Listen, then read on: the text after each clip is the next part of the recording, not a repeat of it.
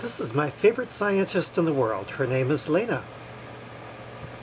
And she's testing all kinds of hypotheses, like how things fit into mouths, and all about reflection. She notices that that other baby moves exactly the way she does, and I think she has finally come to understand. Oh, she's fascinated with the switch, the light switch. She saw me turn on the light with that switch, and she is trying to figure out some way to turn the switch. It's not one you can just push.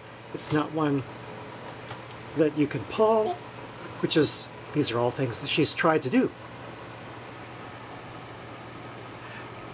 But she has to turn it, and she knows that.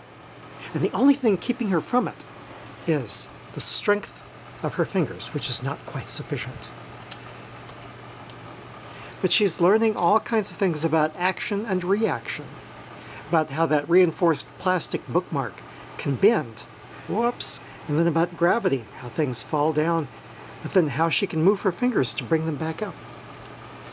She's also learned that of all the good things in the world, there isn't anything that can't be made better by the addition of a little bit of slobber.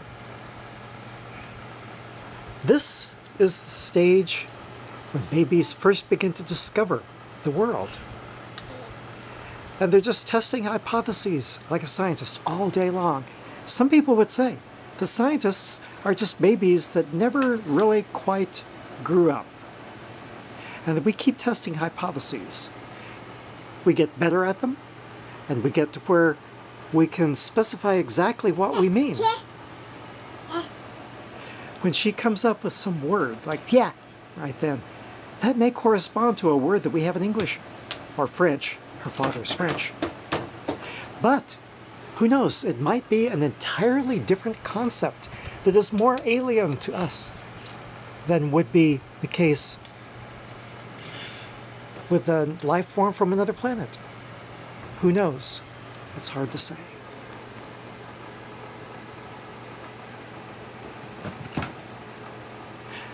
I think she is about to learn more about gravity now. Okay.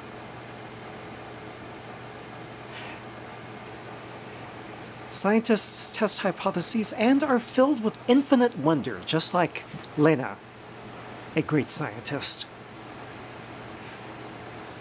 This is The Man Who Pretends to be Charles Darwin, and I'm also the author of a book called Scientifically Thinking.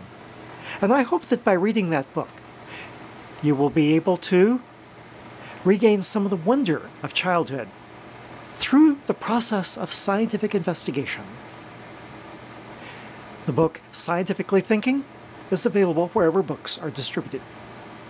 This is the author of the book, Stanley Rice, The Man Who Pretends to be Charles Darwin.